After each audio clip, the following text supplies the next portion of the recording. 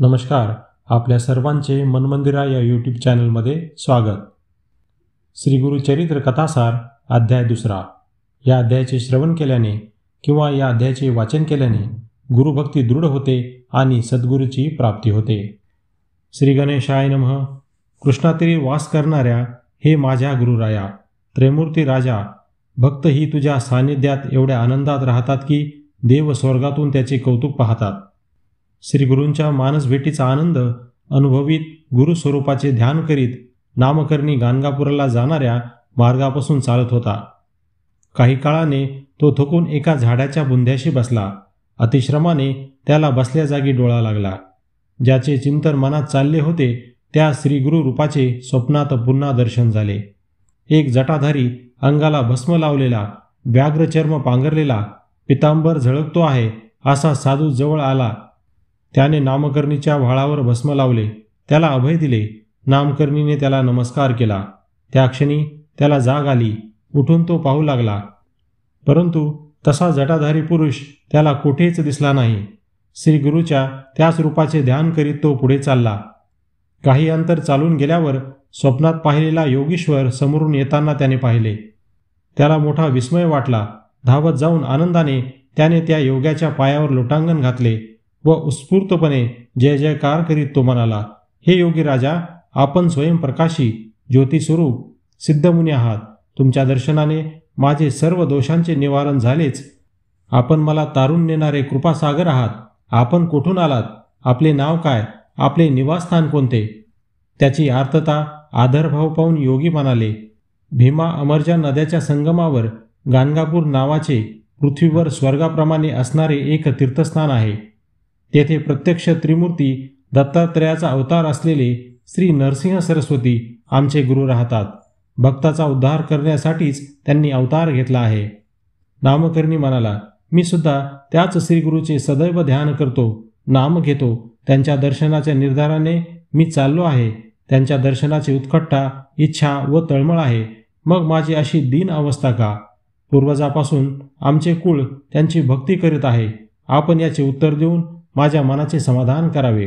योगी म्हणाले, ज्याच्यावर गुरुकृपा झाली त्याला दैन्य, दुःख, दारिद्र्य याची बाधा होत नाही. त्या सद्गुरूची तू मानसिक पूजा, ध्यान, स्मरण करून आपण दीन आहोत असे सांगतोस. तुझ्या मनाचा दृढ निश्चय अजून झाला नाही. ते ब्रह्मा, विष्णू आणि महेश या तिघांचे एकरूप असे दत्तावतार आहेत. ही दृढ निष्ठा ठेव. श्री विष्णू किंवा शिवशंकर भक्तावर रागवले तर श्रीगुरू त्याचे रक्षण करू शकतील, परंतु श्रीगुरू एखाद्यावर रागवले तर ब्रह्मा, विष्णू आणि महेश किंवा दुसरा कोणताही देव त्याचे रक्षण करू शकत नाही. यावर नामकर्णी म्हणाला, योगीराज, आपण गुरुची एवढी महती सांगता, परंतु या विधानाला काही शास्त्र आधार आहे का? यावर योगी म्हणाले, चांगला प्रश्न विचारलास. याविषयी मी तुला सविस्तर उत्तर देतो. ब्रह्मदेवाच्या मुखातून 4 वेद, 18 पुराणे उत्पन्न झाले. त्यात ब्रह्मवैवर्त नावाचे पुराण विख्यात आहे. द्वापरयुगाच्या अखेरच्या कालावधीत श्री नारायणांनी व्यासमुनीचे रूप घेतले. त्यांनी वेदाची संहिता संकलित करून त्याची नीट विभागणी केली. त्याचबरोबर पुराणाचाही विस्तार केला. व्यासमुनींनी सर्व ऋषीजनांना वेदवाक्याचा विस्तार सांगितला. तेच मी तुला सांगतो. यतिराज, मलाही ते ऐकायचे आहे. नामकर्णी म्हणाला.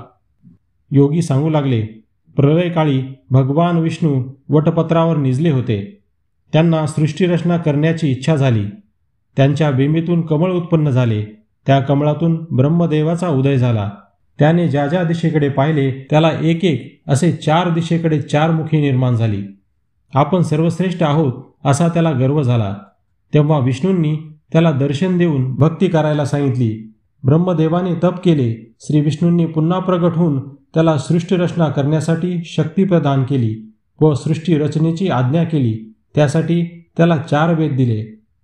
मग ब्रह्मदेवाने 4 वेदग्रंथाच्या आधाराने उद्वीज, जारज, अंडज व स्वेदज अशी 4 प्रकारच्या प्राण्यांची निर्मिती करून सृष्टीची रचना केली.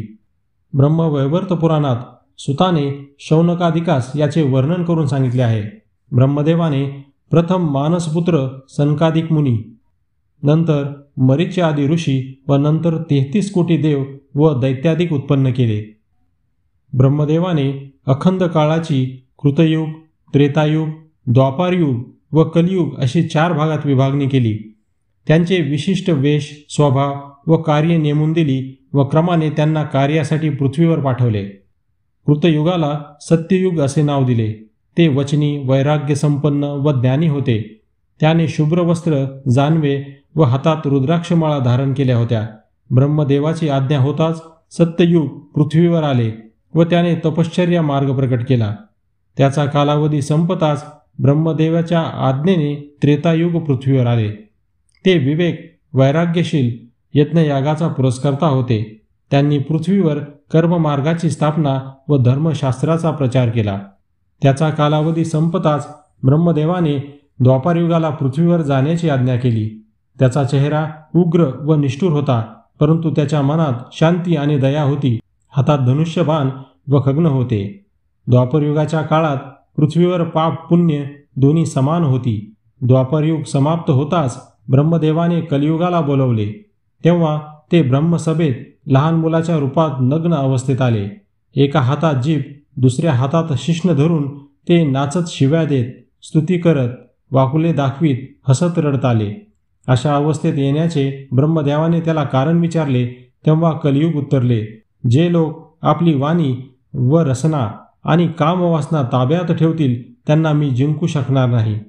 परंतु निद्रा, कलह करणारे, परद्रव्य, परस्त्रीची इच्छा करणारे, मत्सरी, दंभाचारी, लोभी, भोगप्रिय, संसारासक्त, वेदाची, शास्त्राची, संताची निंदा करणारे, हरिहरामध्ये भेद करणारे हे माझे परम मित्र बांधव असतील.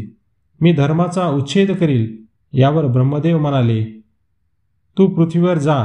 काळ तुला सहाय्य करील. काळाच्या प्रभावाने सज्जनाची बुद्धी फिरेल. मग तुम्हा दोघांना कार्य करणे सोपे जाईल. तुझ्या प्रभावातून फार थोडे लोक सुटतील. बहुतेक तुझ्यामुळे पीडित होतील. ज्याच्या अंतकरणात धैर्य, शुद्ध बुद्धी, अनासक्त हरी, शिवभक्ती, काशीत निवास, मातृपितृभक्ती, तुळस, गाय, वैष्णव, शिव, गुरु यांची सेवा, धर्मसाधने तत्परता, पुराण हरिकथा श्रवणात असता, सत्यकर्माचे आचरण, विवेकपूर्ण दानधर्म असेल त्यांना त्रास न देता सहाय्य करावे. कारण कलियुगातील लोकांना शक्ती कमी, आयुष्य थोडे आहे. म्हणून तप भक्ती करणाऱ्यांना तात्काळ त्याचे फळ मिळते. गुरुसेवकाला त्रास देऊ नकोस. ब्रह्मदेवाने असे बजावले असता कलियुगाने गुरु या शब्दाचा अर्थ व स्वरूप व महिमा काय असे विचारल्यावर ब्रह्मदेव उतरले. ग, उ व र मिळून गुरु शब्द होतो. ग हे अक्षर गणेशवाचक, उ हा स्वर विष्णुवाचक आणि र हे अग्निवाचक असून गुरु हा शब्द चारी पुरुषार्थाची प्राप्ती करून देणारा असून गुरुमाता, पिता, ब्रह्मा, विष्णू आणि महेश आहेत. गुरुभक्तीमुळे शास्त्राचा अर्थ, तीर्थ, व्रते, योग, तप आदी धर्म कळतात. आचार धर्म, वर्णाश्रम धर्म, ज्ञान, भक्ती, वैराग्य प्राप्त होतात. कलियुगाने उदाहरण म्हणून या संबंधाने एखादी गोष्ट सांगण्याची विनंती केली. तेव्हा ब्रह्मदेव सांगू लागले. गोदावरी नदीकिनारी अंगिरस मुनीच्या आश्रमात पैल ऋषी शिष्य वेदधर्म नावाचे मुनी राहत होते.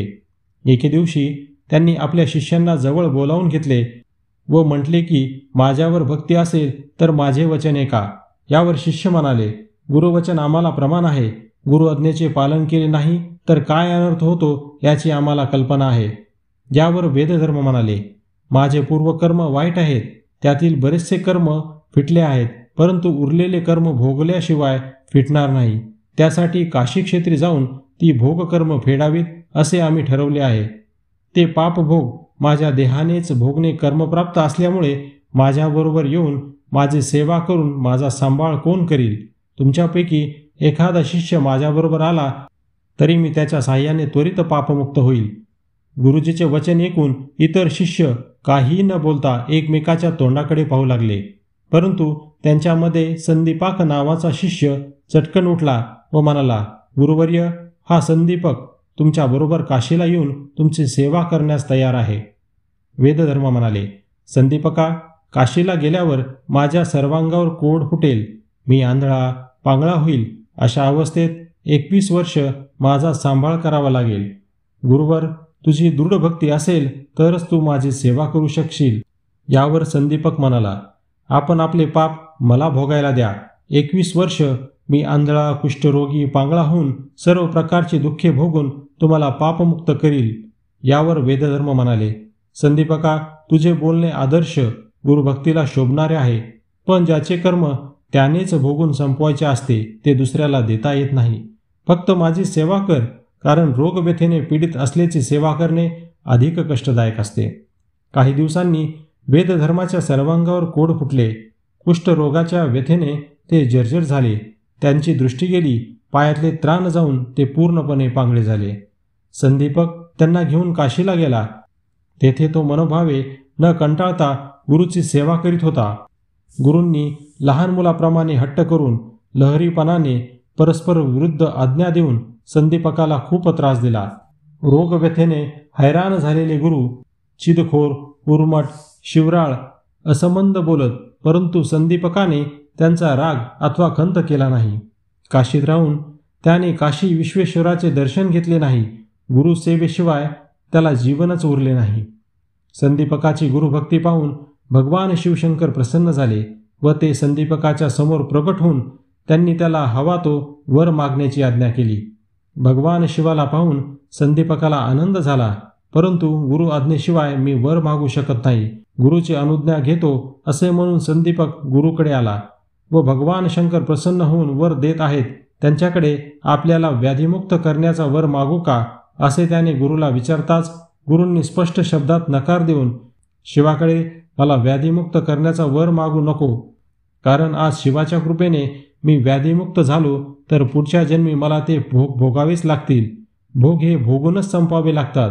गुरूंची क्षमा मागून संदीपक शिवाकडे आला व विनम्रपणे नमस्कार करून म्हणाला, मला माझ्यासाठी व गुरूंना त्यांच्यासाठी कोणताच वर नको आहे. भगवान शंकरांनी हा सर्व वृत्तांत देवसभेत सर्व देवांना सांगितला. ते ऐकून भगवान विष्णूंना आश्चर्य वाटले व ते स्वतः संदीपकाला भेटण्यास आले. त्यांनीही संदीपकाला वरदान मागण्याची आज्ञा केली. गुरुभक्तीमध्ये मग्न असलेल्या संदीपकाला भगवान विष्णूला पाहून हर्ष झाला, परंतु माझी गुरुभक्ती व गुरुसेवा दृढ व्हावी असा वर द्यावा अशी विनंती केली. यावर भगवान विष्णू म्हणाले, जो कोणी माता पिता गुरु यांची सेवा करतो, पर्यायाने आमचीच भक्ती करतो. गुरुसेवा सर्व उपासनेपेक्षा श्रेष्ठ आहे, तीच दृढ होईल असा मी तुला वर देतो.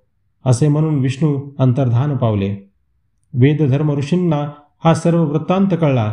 त्यांनी संदीपकाला जवळ बोलावून त्याच्या मस्तकावर वरदहस्त ठेवीत आशीर्वाद दिला आणि म्हणाले, बाळ संदीपका, तुला भावी आयुष्यात सर्व ऐश्वर्य, सुखे, सिद्धी घर बसल्या प्राप्त होतील. तुझ्या स्मरणाने कुष्ठरोगासारखे असाध्य रोग बरे होतील. संदीपकाने गुरुचरणावर मस्तक ठेवले. त्यांच्या डोळ्यातील आनंदाश्रू गुरुचरणावर पडले. वेदधर्म ऋषींनी त्याला वर उठवले. गुरूंचा देह दिव्य रूप झाला होता. गुरुच्या अंगावरील कुष्ठ नाहीसे झाले होते. आंधळे पांगळे विकलांग झालेले गुरु पूर्ववत झाले होते. हे पाहून संदीपकाचा आनंद गगनात मावेना. आपल्या शिष्याची परीक्षा पाहण्यासाठी वेदधर्म ऋषींनी कुष्ठरोग्याचे रूप घेतले होते. ते स्वतः महान तपस्वी होते. त्यांना कसले पातक पिडणार. संदीपकाच्या मनात अशी शंका आली होती. म्हणूनच श्री विष्णूंनी तू गुरुला ओळखले असे गौरवद्वार काढले. सूत म्हणाले, ब्रह्मदेवाने गुरुमहिमा सांगण्यासाठी ही कथा सांगितली. सिद्धयोगी नामकर्णीला ही गोष्ट सांगून म्हणाले, ज्याची गुरुभक्ती शुद्ध व दृढ असेल त्याच्यावर भगवान शंकराची कृपा असते. इति श्री गुरुचरित्र कथासार अध्याय 2 समाप्त.